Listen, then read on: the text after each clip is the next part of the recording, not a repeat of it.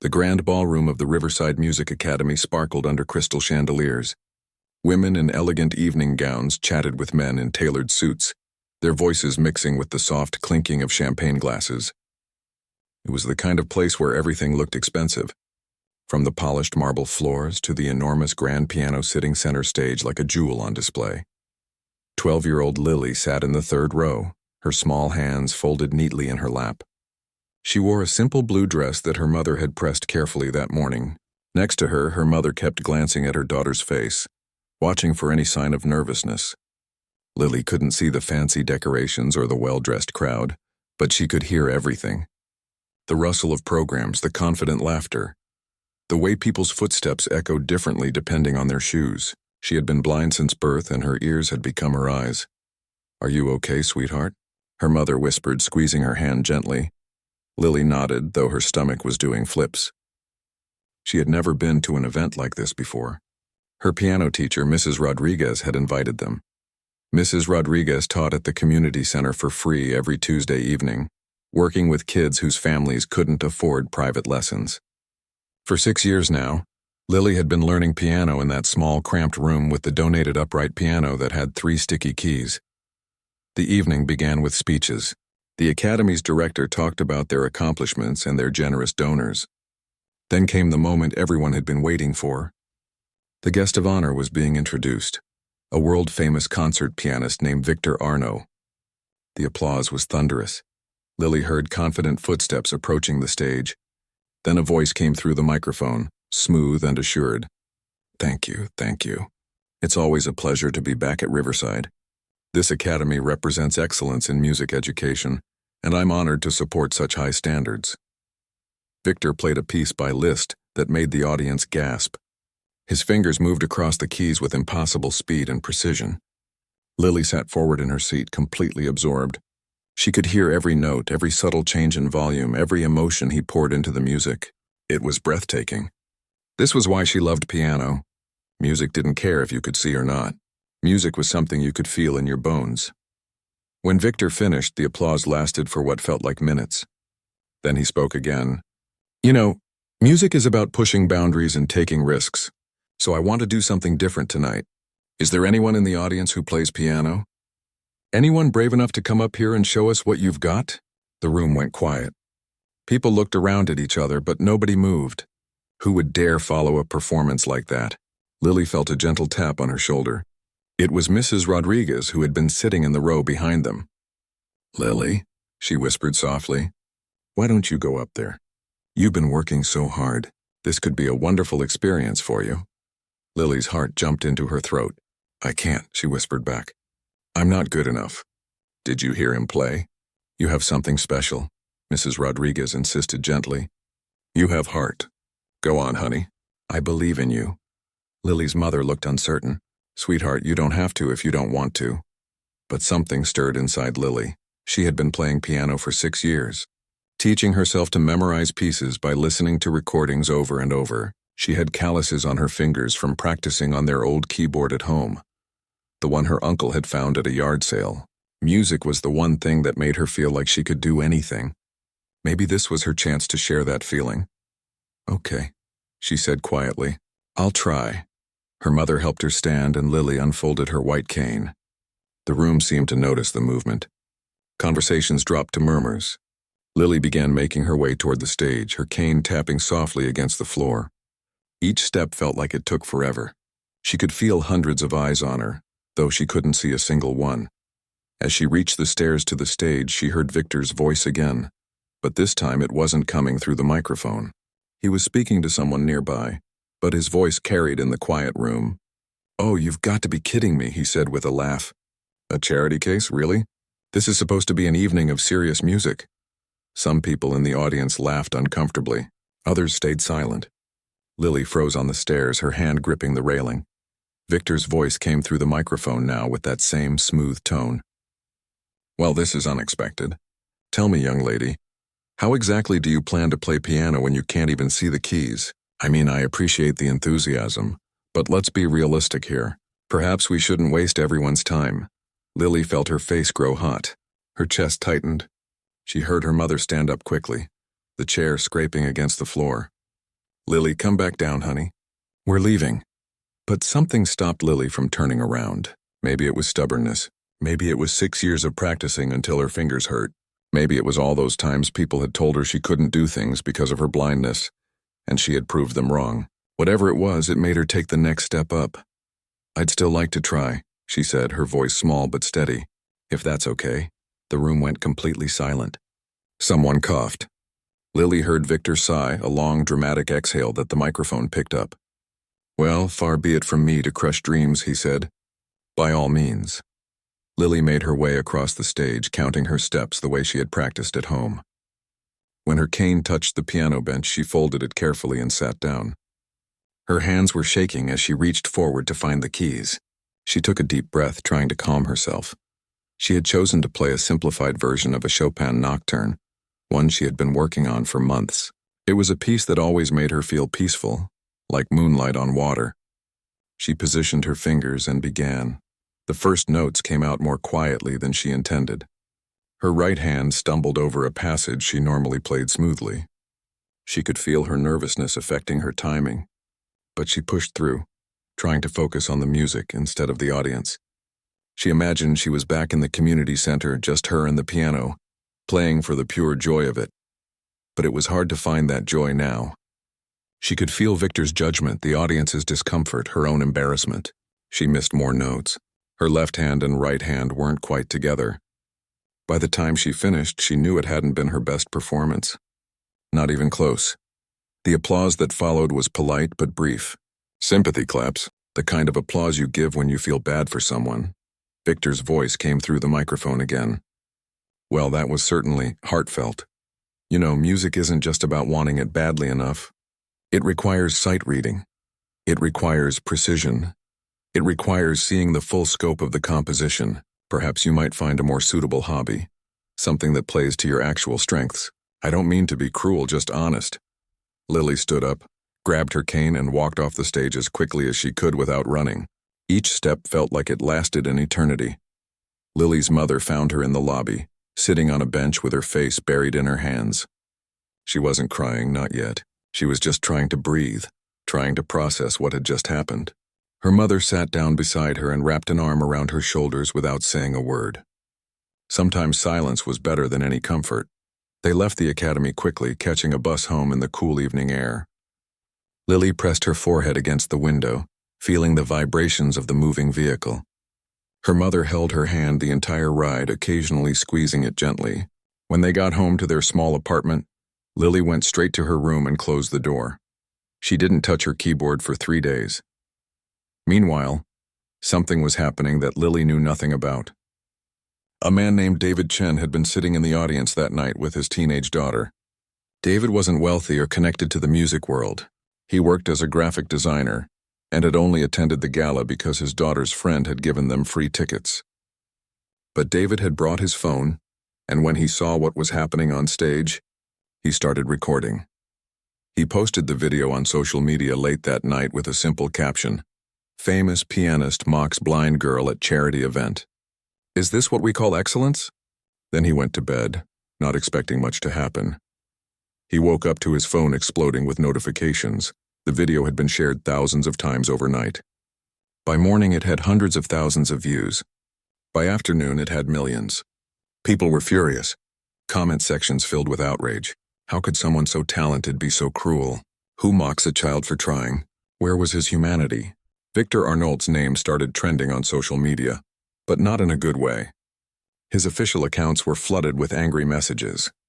People dug up his upcoming concert schedule and started organizing boycotts. Classical music websites ran articles with headlines like "Celebrated Pianist Under Fire for Cruel Treatment of Young Student" and "Victor Arnault's Fall from Grace." When talent isn't enough, his management team went into crisis mode. His publicist called him at 6 in the morning, her voice tight with stress. "Victor, we need to talk now." Victor had been annoyed at first. He thought people were being too sensitive, making a mountain out of a molehill. "I was just being honest," he told his publicist. The girl wasn't ready for that stage. "I did her a favor by being truthful instead of giving her false hope." "That's not how the world sees it," his publicist replied sharply. "3 venues have already contacted us about possibly canceling your performances. Your sponsors are getting nervous. This is serious, Victor. But the internet backlash was only half the story. The other half was happening in Lily's life, and it was just as complicated. Mrs. Rodriguez called Lily's mother the morning after the video went viral. "Have you seen what's happening online?" she asked. "Lily's video is everywhere. People are calling her brave and inspiration. They want to support her." Lily's mother felt a mix of emotions: pride that people saw her daughter's courage, anger that the video existed at all, that her daughter's worst moment was now public, worry about what this meant for Lily, who just wanted to be left alone. When she gently told Lily about the video, Lily's reaction wasn't what she expected. "I don't want to be inspiring," Lily said quietly, sitting on her bed. "I don't want people to feel sorry for me. I just wanted to play piano. And I messed up. He was right, Mom. I wasn't good enough." "Lily, that's not true." "It is true," Lily insisted, her voice breaking. "You heard me. I made mistakes. My timing was off. I proved exactly what he said, that I can't do it. And now everyone in the world is going to see that video and watch me fail." Her mother sat beside her, choosing her words carefully. "You didn't fail, sweetheart. You were brave. You got up on that stage when nobody else would. Being brave doesn't matter if you're not good enough," Lily whispered. That afternoon, Lily made a decision.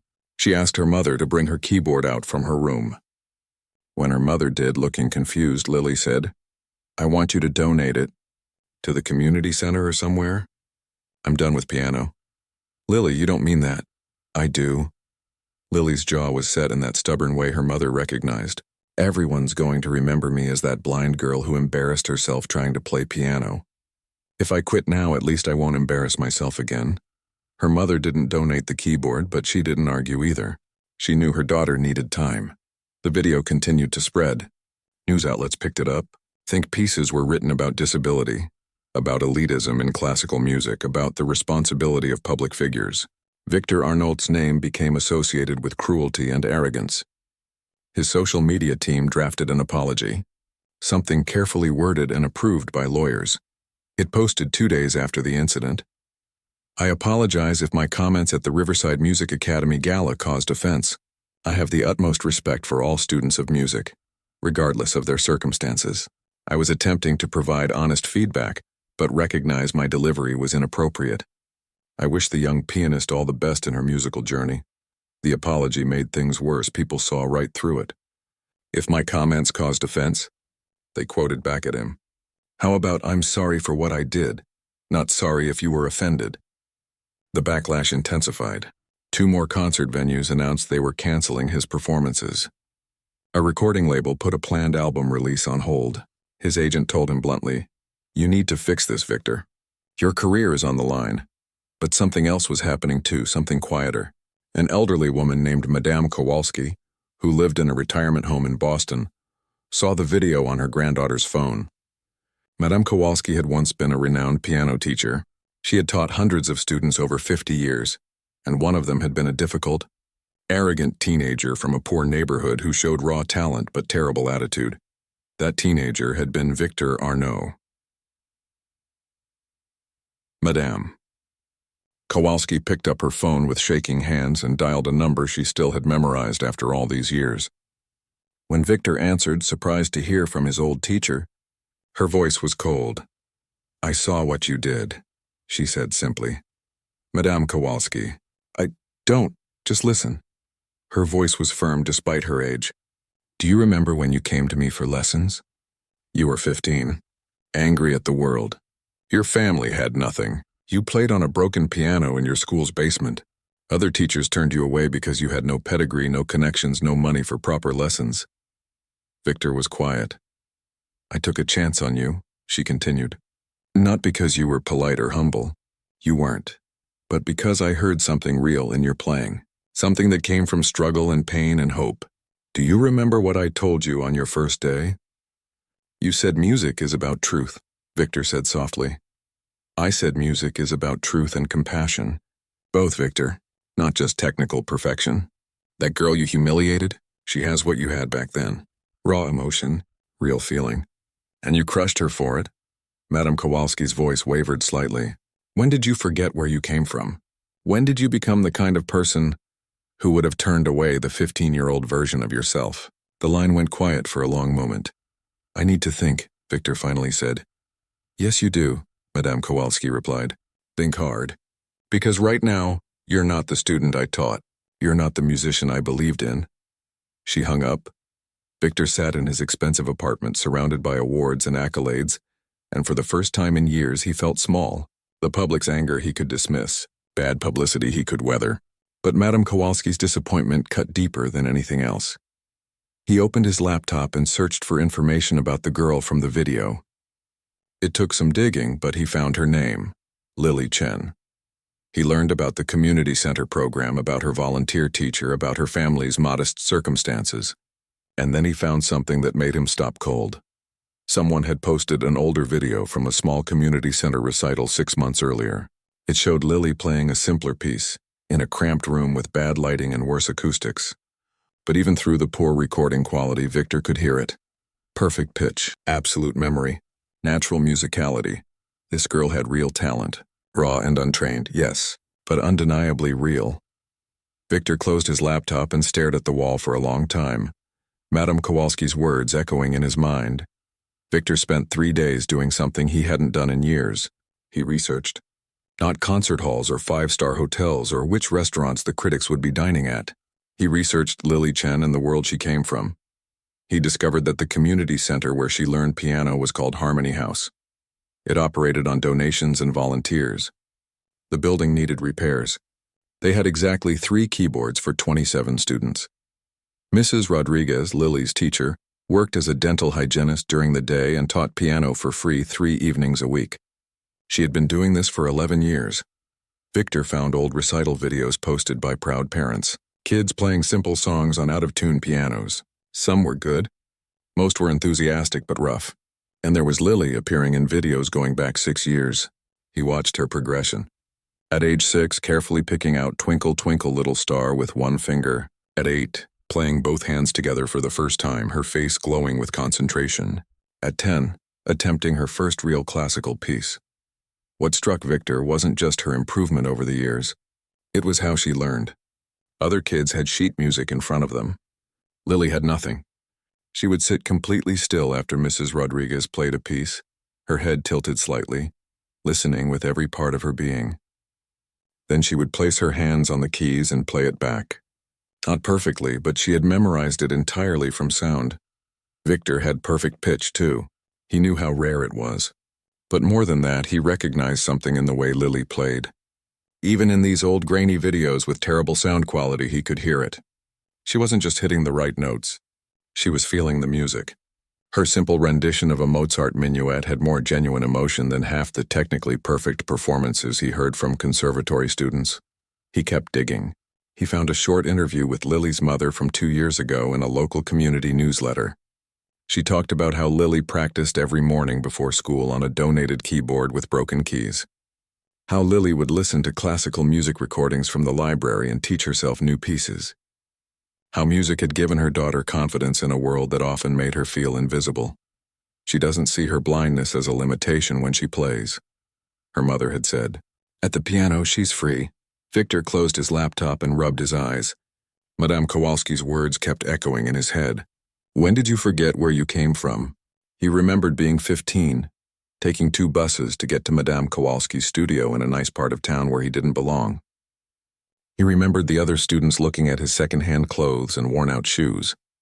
He remembered one teacher who had told him bluntly, "You're too old to start seriously, and frankly, you don't have the background for a career in classical music. Why waste your time?" Madame Kowalski had been the only one who saw past all that. She had taken him in, taught him for reduced rates, and believed in him when he didn't believe in himself. And how had he repaid that legacy? By becoming exactly the kind of person who had once rejected him. Victor made a decision. His publicist wouldn't like it. His agent definitely wouldn't like it. But for the first time in a long time, he didn't care what they thought.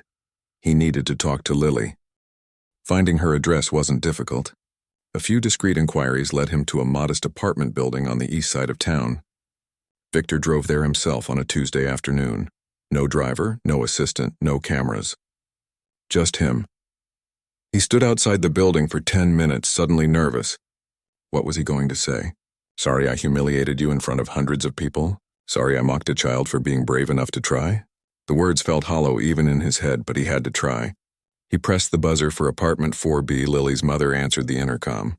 Yes, Mrs. Chen. This is Victor Arnault. I know this is unexpected, but I'd like to speak with you and your daughter. I owe you both a genuine apology. There was a long silence. Then, I saw your written apology online. We got it. That wasn't from me. Not really. That was written by lawyers and publicists who were worried about my career. Victor took a breath. I'm here because I need to apologize in person. Face to face. The way I should have from the beginning. Please, I'm asking for 5 minutes of your time.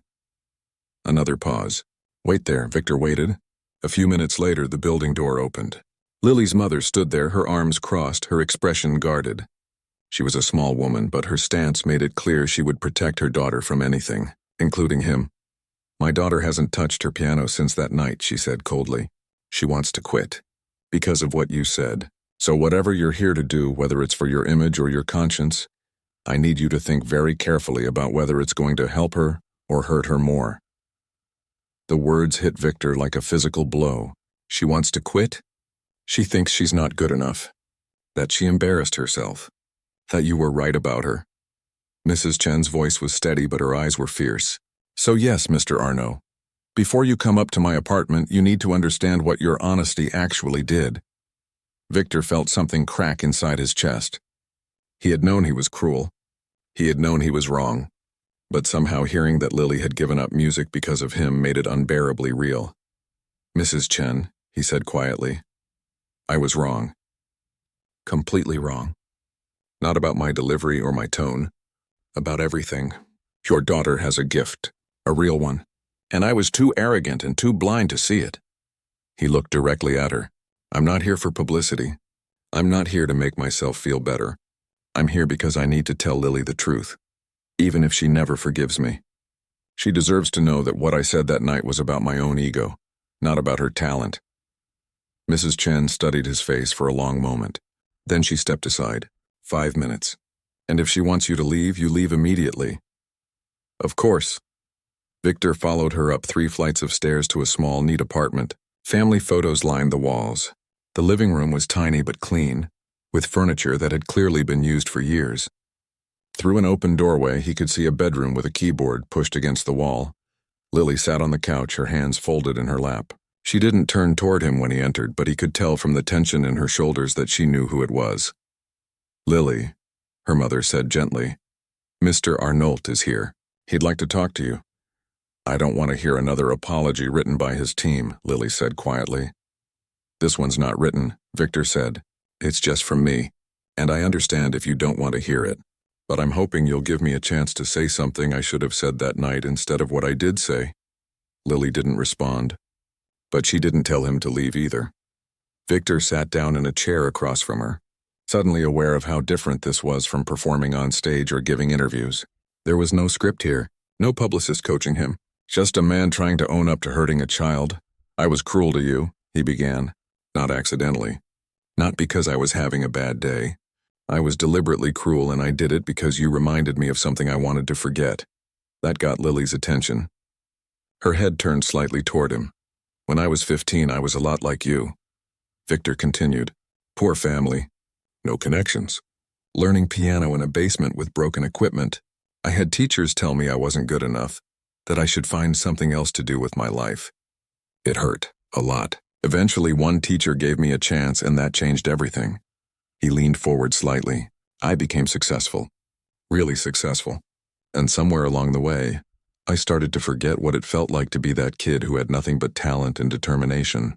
I started to believe that I earned everything by myself, that I was special. And when I saw you on that stage, nervous and trying so hard, you reminded me of who I used to be. And instead of helping you the way someone once helped me, I tore you down to make myself feel superior. Lily's expression was unreadable, but she was listening. Your mother told me you want to quit piano, Victor said softly. And I need you to know something. You weren't bad that night. You were nervous. There's a difference. I've heard you play in other videos, older ones from the community center. Lily, you have perfect pitch. Do you know how rare that is? You can memorize entire pieces just by listening. You feel the music in a way that can't be taught. But I made mistakes, Lily said, her voice barely above a whisper. Every pianist makes mistakes. I make mistakes. The difference is you're learning on broken equipment with limited time and resources. If you had proper training, proper instruments, proper support, you would be extraordinary. Victor paused. You already are extraordinary. I was just too proud to admit it. Lily was quiet for a long moment. Then she said, Why should I believe you now? Maybe you're just saying this because of the video going viral. You're right to question me, Victor admitted. I haven't given you any reason to trust me. So I'm not going to ask for your forgiveness or your trust. I'm just asking if you'll let me try to make this right. Lily sat perfectly still, processing Victor's words. Her mother stood near the doorway, arms still crossed, watching every micro-expression on the famous pianist's face. The apartment felt impossibly small with all this tension filling it. Make it right how? Lily finally asked. Victor had thought about this. He had spent sleepless nights considering what he could offer that wouldn't feel like charity or pity, or a publicity stunt. I'd like to teach you real lessons. 3 times a week if you're willing. Completely free. Not because I feel guilty, though I do, but because I heard something in your playing that matters. Something real. I have a teacher, Lily said quietly. Mrs. Rodriguez, I know. And she sounds wonderful. I'm not trying to replace her. I'm offering to add to what she's already teaching you. Technique, theory, the things that take years to develop but make all the difference. Victor glanced at Lily's mother, then back to Lily. But here's the condition. If at any point this feels wrong, if I'm not helping, if you're not happy, you walk away. 1-month trial. After that, you decide if you want to continue. Lily's mother spoke up. And what do you get out of this? It was a fair question. Victor appreciated her protectiveness. Honestly, a chance to remember why I fell in love with music in the first place. Before the fame and the pressure and the ego, your daughter plays like I used to play, when music was about joy instead of perfection. I'd like to help her develop that gift while she still has it. People will say you're only doing this because of the video, Mrs. Chen said. They will, Victor agreed. They'll say I'm trying to save my reputation. And maybe partly that's true. But I can't undo what I did. I can only try to do better going forward. If Lily becomes a better musician because of my teaching, does it matter what my initial motivation was? Lily turned her head toward her mother. Mom? Mrs. Chen was quiet for a moment. It's your choice, sweetheart. I'll support whatever you decide. Can I think about it? Lily asked. Of course, Victor said. He stood up slowly. Take all the time you need. I'll leave my personal number with your mother. If you decide yes, call me. If you decide no, I'll understand completely. He paused at the door. And Lily? Whether you ever play piano again or not, please know this. What I said that night was wrong. You belong on a stage just as much as anyone else. More than most, actually. After he left, Lily sat in silence with her mother for a long time. Finally, she said, Do you think he means it? Her mother sat down beside her. I think he's ashamed. Whether that's enough to trust him, I don't know. But I do know this. You've been miserable since that night. You haven't touched your keyboard. You've barely smiled. And that's not the girl I know. I'm scared, Mom, Lily whispered. What if I try again and I'm still not good enough? What if he's wrong about me having talent? Then at least you'll know you tried. But Lily, I've watched you play piano since you were 6 years old. I've seen your face light up when you finally master a difficult passage. I've heard you hum melodies in your sleep. This isn't just something you do. It's part of who you are. Don't let one cruel person take that away from you. Lily was quiet for a long moment. Then she said, Okay, 1 month. But if he's mean even once, I'm done. Deal, her mother said, squeezing her hand. The next day, Mrs. Chen called Victor's number. She's agreed to try, but I have conditions. Name them. Lessons happen here in our apartment where she feels safe, not in some fancy studio. You show up on time, you treat her with respect, and the second I think this isn't good for her, we're done. Are we clear? Crystal clear, Victor said. Thank you for giving me this chance. I won't waste it. The first lesson was awkward. Victor arrived exactly on time with a folder of materials, only to realize most of them were useless. Sheet music didn't help someone who couldn't see. He felt foolish, but Lily seemed almost amused by his fumbling. It's okay, she said. I learned by listening anyway.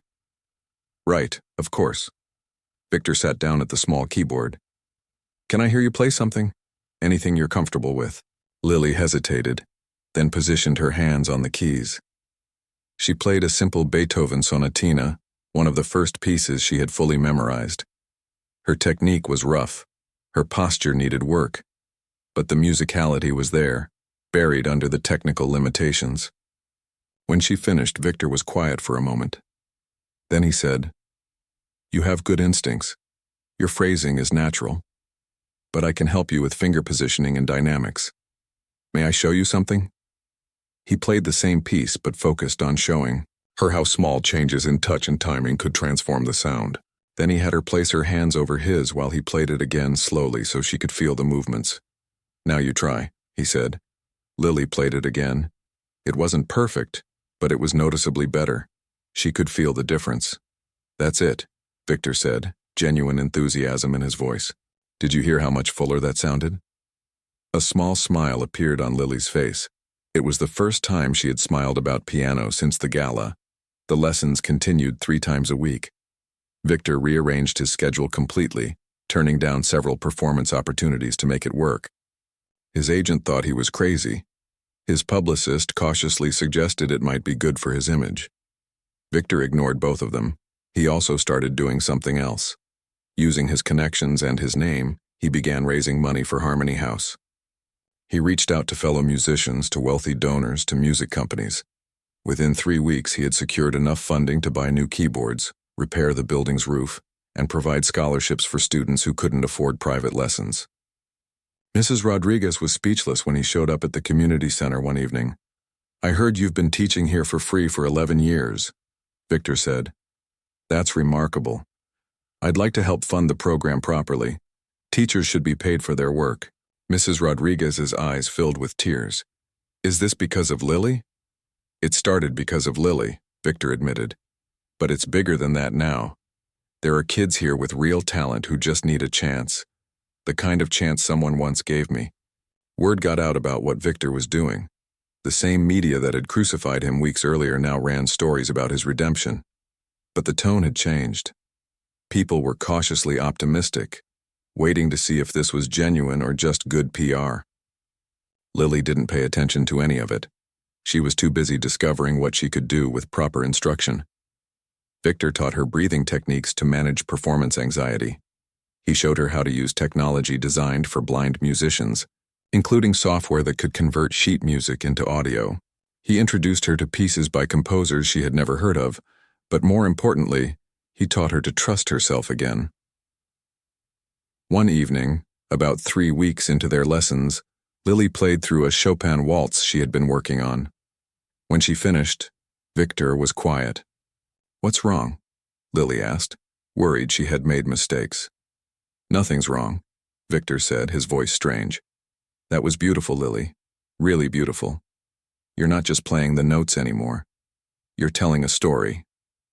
Lily felt warmth spread through her chest. "Really?" "Really. In fact, I think you're ready for something bigger." "Like what?" Victor took a breath. "The Riverside Music Academy is hosting another gala in 3 months. They've asked me to perform, and I said yes, but only on one condition, that I could bring a student to perform with me. I'd like that student to be you." Lily's hands froze on the keys. "Go back there? After what happened?" "I know it's scary," Victor said gently. "But here's the thing. Right now, everyone remembers you as the girl who was humiliated. Wouldn't you rather they remember you as the girl who came back and showed them what she's really capable of? But what if I mess up again?" "Then you mess up. That's part of performing. But Lily, you're so much better now than you were 3 weeks ago. In 3 more months, you'll be incredible. Not perfect, but real and honest and powerful." Lily's mother had been listening from the kitchen. She came into the room. "You don't have to decide right now, sweetheart." But Lily surprised them both. "I'll do it," she said quietly. "But not just any piece. I want to play something challenging, something that proves I'm serious." Victor smiled. "What did you have in mind?" "You choose," Lily said. "Choose something you think I can handle in 3 months." Something beautiful. Victor thought for a moment, then he said, "There's a piece by Rachmaninoff. It's technically demanding but incredibly emotional. With the right preparation and a lot of hard work, I think you could perform it. Are you ready to work harder than you've ever worked before?" Lily sat up straighter. "Yes." "Then we start tomorrow," Victor said. "And Lily, thank you for giving me this chance. You didn't have to." "You're helping me get better," Lily said simply. "That's what matters now." As Victor left that evening, he felt something he hadn't felt in years. Purpose. Not the hollow satisfaction of another perfect performance or 5-star review, but real purpose. He was helping someone discover their gift, the way Madame Kowalski had once helped him. He called his old teacher that night. "I'm trying," he told her. "I don't know if it's enough, but I'm trying." Madame Kowalski's voice was warm. "That's all any of us can do, Victor. Keep going. I'm proud of you." For the first time since the gala, Victor felt like maybe, just maybe, he could forgive himself. But more importantly, he was focused on making sure Lily could forgive herself for ever doubting her own talent. The 3 months that followed were the hardest of Lily's life, and the best. Victor hadn't been kidding about the work. They met 4 times a week now, sometimes 5. Each lesson pushed her further than she thought she could go. The Rachmaninoff piece was beautiful, but it was also brutal. Her fingers ached. Her back hurt from maintaining proper posture. Some nights she fell asleep with her hands still positioned as if they were on the keys. But something was changing inside her. She wasn't just learning notes anymore. She was learning to trust herself. When she made a mistake, Victor didn't criticize. He simply said, "Again," and they would work through it until her muscle memory took over. "Music isn't about perfection," he told her one evening when she was frustrated with a particularly difficult passage. "It's about connection. When you perform, some people in the audience will hear every technical flaw, but most people will hear what you're feeling. That's what matters." Mrs. Rodriguez came to visit one afternoon and sat quietly listening to a lesson. Afterward, she pulled Victor aside. "Thank you," she said simply. "I taught her what I could, but you're giving her what I never could. Confidence." "You gave her the foundation," Victor replied. "I'm just building on what you started. She wouldn't be here without you." As the gala approached, news spread that Victor Arnault would be performing again at the Riverside Music Academy, and that he was bringing a special guest. People speculated online. Some assumed it was another famous musician. Others guessed it might be Lily, and the comments were mixed. Some people were excited to see her redemption story. Others thought it was exploitative, that Victor was using her to repair his image. Lily tried not to read any of it. Her mother had wisely kept her away from social media, but she knew people were talking. She could feel it in the way strangers treated her mother at the grocery store, in the hushed conversations that stopped when they walked by. A week before the performance, Lily had a breakdown. She was practicing at home, working through the piece for what felt like the 1,000th time, when her fingers fumbled on a section she thought she had mastered. She tried again. Same mistake. Again. Same mistake. Frustration boiled over and she slammed her hands down on the keys. "I can't do this," she said, her voice shaking. "What was I thinking? I'm going to embarrass myself again. Everyone's going to see that Victor wasted his time on me." Her mother sat down beside her. "Do you want to cancel?" Lily was quiet.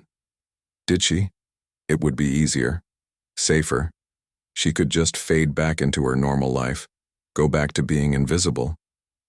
But then she thought about the past 3 months, the early mornings practicing before school, the way her fingers had slowly, painfully learned to move faster and more precisely, the moment 2 weeks ago when she played through the entire piece without a single major mistake, and Victor had actually cheered. "No," she said softly. "I don't want to cancel. I'm just scared. Being scared is okay," her mother said. "Being scared means it matters to you." The night of the gala arrived faster than Lily was ready for. She wore a new dress, deep blue, that her mother had saved up to buy. Her hair was pulled back neatly. As they arrived at the Riverside Music Academy, Lily could hear the buzz of conversation, the same sounds from 3 months ago. Her stomach twisted. Victor met them at the entrance. "How are you feeling?" "Terrified," Lily admitted. "Good. That means you're alive." He leaned down slightly. "Listen to me. You've worked harder than any student I've ever taught. You know this piece backward and forward. Whatever happens tonight, I'm proud of you. Your teacher is proud of you. Your mother is proud of you. So just go out there and play for yourself." Nobody else. The ballroom was packed. Word had spread about tonight's performance, and every seat was filled. Some people had come to support Lily. Others had come out of curiosity. A few had probably come hoping to see drama. The first half of the evening was other performers. A string quartet, a young soprano, a violin soloist. All excellent, all polished. Lily sat backstage with her mother, listening to the applause after each performance, her heart pounding harder with each passing minute. Then it was time. The Academy director took the microphone. "Our final performance of the evening is one I'm particularly honored to present. 3 months ago, something happened on this stage that we're not proud of. A young musician was treated with disrespect when she deserved encouragement. Tonight, we have the opportunity to make that right. Please welcome back to our stage Victor Arnaud and his student Lily Chen." The applause was loud but uncertain. People didn't quite know what to expect. Victor walked out first, then turned and extended his hand. Lily took it, her white cane in her other hand. They walked together to the piano. The same piano where she had been humiliated 3 months earlier. Victor adjusted the bench for her, then stepped to the microphone. 3 months ago, I stood on this stage and said something unforgivable. I mocked a young girl for having the courage to pursue her passion. I was cruel because I had forgotten what it means to struggle, to work for something you love despite the obstacles." His voice was steady and clear. Lily Chen is 12 years old. She's been playing piano for 6 years, teaching herself by ear, practicing on broken equipment, learning from a volunteer teacher at a community center. She has perfect pitch, she has extraordinary musical memory, and she has more heart than I had when I started my career. The room was completely silent. Tonight she's going to perform a piece that many conservatory students would find challenging. She's worked harder in the past 3 months than I've worked in the past 3 years. And whatever happens in the next few minutes, I want everyone here to know something. Lily Chen belongs on this stage. She always did. I was just too blind to see it. He stepped back. The microphone clicked off. Lily sat alone at the piano, her hands resting on the keys. For a moment, everything was quiet. She could hear her own breathing, the rustle of programs, someone coughing in the back row. Then she began to play. The opening notes of the Rachmaninoff piece filled the room, soft and haunting. Lily's hands moved across the keys with a confidence she hadn't possessed 3 months ago. The technical work Victor had drilled into her was there, but it didn't overshadow the emotion. She played like she was telling a story, like the music was coming from somewhere deep inside her. There was a moment about halfway through where her left hand stumbled slightly on a complex passage. 3 months ago, that mistake would have derailed her. But now she barely paused. She recovered smoothly and continued, the momentary imperfection actually adding to the human quality of the performance. The piece built to its powerful climax, Lily's whole body swaying slightly with the music, her face showing the emotion she was channeling through her fingers. Then it softened again, becoming tender and bittersweet before the final, gentle resolution. The last note hung in the air. For a heartbeat, there was silence. Then the room exploded. People leaped to their feet. The applause was thunderous, nothing like the polite sympathy clapping from 3 months ago. This was genuine. People were cheering. Some were crying. Lily sat at the piano, breathing hard, hardly able to believe what she was hearing. Victor stepped forward and took her hand, helping her stand. "Take your bow," he whispered. Lily bowed, and the applause somehow got even louder. She heard her mother's voice above all the others, cheering and crying at the same time. Mrs. Rodriguez was there too, somewhere in the audience, probably in tears as well. When Lily finally left the stage, her legs were shaking. Her mother swept her into a tight hug. "You were amazing, sweetheart. So amazing." People lined up afterward to talk to her, to congratulate her. The director of the academy offered her a full scholarship. A music journalist asked for an interview. Someone from a local news station wanted to film a story. But the moment that mattered most came later, when most people had left. Victor approached Lily and her mother quietly. "You did it," he said simply. "We did it," Lily corrected. "I couldn't have done this without you. I think you underestimate yourself. But I'm glad I could help." Victor paused. "Your lessons don't have to end here, you know. If you want to keep working together, I'd be honored to continue teaching you." Lily smiled. "I'd like that." In the weeks that followed, Lily's life changed in ways she never expected. She accepted the scholarship to the academy. She gave several interviews, speaking honestly about her journey. The video of her redemption performance went just as viral as the original humiliation video, but this time for all the right reasons. Victor continued teaching her, but he also expanded his work with Harmony House. He started a foundation to provide instruments and instruction to underprivileged students. He recruited other professional musicians to volunteer. The program that had started in one small community center began spreading to others across the city. Lily performed at her first professional recital 6 months later. Her mother sat in the front row, dressed in her best outfit, crying happy tears before Lily even played a note. Mrs. Rodriguez was there too, beaming with pride. And Victor sat near the back, content to watch from a distance as his student took the spotlight she had earned. After the recital, a young reporter asked Lily what she had learned from everything that happened. Lily thought carefully before answering. "I learned that one person's cruelty doesn't define you. How you respond to it does. I learned that asking for help isn't weakness. And I learned that sometimes the people who hurt us can also become the people who help us grow, if they're willing to change, and we're willing to let them." "Do you forgive Victor Arnault for what he said?" the reporter asked. Lily smiled. "He's not my teacher because I forgave him. He's my teacher because he helped me become better." Forgiveness was just what let us both move forward. As for Victor, he never forgot the lesson Lily taught him, that true artistry isn't about perfection or prestige or proving you're better than everyone else. It's about connection, vulnerability, and having the courage to keep creating even when the world tells you that you're not good enough. He kept a photo in his studio, taken the night of Lily's redemption performance. In it, she's standing at the piano taking her bow, her face radiant with joy and accomplishment. Whenever Victor felt himself slipping back into old patterns of arrogance or impatience, he looked at that photo and remembered what really mattered. Music wasn't about being the best. It was about helping others discover their own voice. And sometimes the student teaches the teacher just as much as the teacher teaches the student.